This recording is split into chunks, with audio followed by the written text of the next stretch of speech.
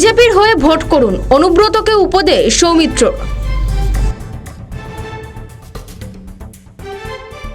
বীরভূমে ভারতীয় জনতা পার্টি আমরা 11 মধ্যে 9টা সিট জিতবো, এটা আমাদের টার্গেট। এটা আমাদের জিতবই। কাজল শেখই থাকুক। আর অনুব্রতকে বলবো, জীবনে অনেক পাপ করেছেন দাদা, তৃণমূলের গোষ্ঠী জীবনে অনেক পাপ করেছেন, দয়া করে এইবার সনাতনী ধরে কাজ করুন। একটা কথা আছে, যার শেষ ভালো তার সব ভালো। আপনি সনাতনীদের হয়ে কাজ করুন। আপনি বাড়িতে থেকে সনাতনীদের পক্ষে ভোট করুন। চান্দবাবু, আপনি ভোটে দাঁড়াতে পারেন, কিন্তু আপনাকে পাড়ার লোকও ভোট দেয় না, আমি শুনলাম। আপনি নিজে আক্ষেপ করেছেন। আপনাকেও বলবো, আপনাকে যদি মমতা ব্যানার্জি টিকিট দেয়, তা সত্ত্বেও আপনি বিজেপির হয়ে ভোট করুন। কারণ আপনাকে অস্তিত্ব রাখতে হলে, এখানে ঘর বাড়ি রাখতে হলে আপনাকে বিজেপির হয়ে বাঁচতে হবে। নির্বাচনকে সামনে রেখে শাসক বিরোধী দলের নেতা নেত্রীরা একে অপরকে হুঙ্কার দিচ্ছেন। বোলপুরে চাকরি চায় বাংলা কর্মসূচি থেকে কাজল শেখ, অনুব্রত মণ্ডলকে হুঁশিয়ারি বিজেপি সাংসদ সৌমিত্র খায়ের। বিজেপি সাংসদ অনুব্রত মণ্ডলকে কর্মসূচি থেকে পরামর্শ দেন বিজেপির হয়ে ভোট করার। তিনি বলেন, কাজল শেখ অনুব্রতকে বলবো, জীবনে অনেক পাপ করেছেন, এবার সনাতনীদের হয়ে কিছু করুন। মুখ্যমন্ত্রীকে উদ্দেশ্য করে সৌমিত্র খাঁ বলেন, মমতা বন্দ্যোপাধ্যায় টিকিট দিলেও বিজেপির হয়ে ভোট করুন, প্রচার করুন।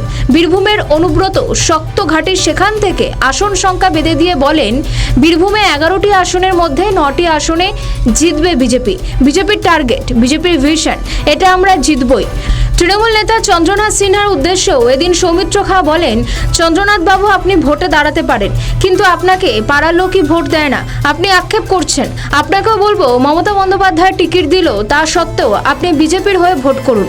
কারণ এখানে অস্তিত্ব রাখতে চাইলে, বাড়ি ঘর রাখতে চাইলে আপনাকে বিজেপির হয়েই বাঁচতে হবে। পাশাপাশি তৃণমূল নেতৃত্বের বিরুদ্ধে একাধিক অভিযোগ তোলেন বিজেপি সাংসদ। পাল্টা সাংবাদিকদের মুখোমুখি হয়ে অনুব্রত মণ্ডল বলেন, পুজোর জোগাড় করলেই কেউ পুরোহিত হয় না। ছাগল কি খায় আর পাগল কি বলে তার ঠিক নেই। আমি যদি বিজেপিতে যেতাম তাহলে কি জেল খাটতাম? নিশ্চয়ই খাটতাম না। বিজেপিকে হুঁশিয়ারি দিয়ে তিনি বলেন, 230 থেকে 235টি আসন পাবো আমরা। বিজেপির রাজ্য সভাপতি কিছু বলেছে, একজন যা খুশি বলে দিলেই তা সত্যি হয়ে যায় না। অন্যদিকে মন্ত্রী চন্দ্রনাথ সিনহা বলেন, যা বলার অনুব্রত মণ্ডল বলেছেন, সঠিক সময়ে প্রয়োজনীয় জবাব দেওয়া হবে।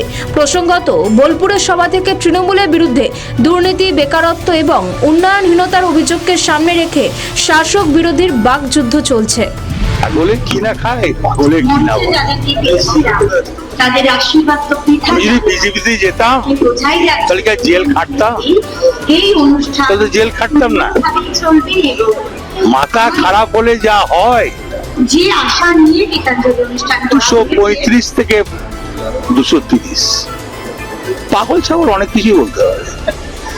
এখানকার যে বিজেপির যে রাজ্য প্রেসিডেন্ট কিছু বলেছে, কি একটা পাগল কিছু বলে দিলে হয়ে যাবে?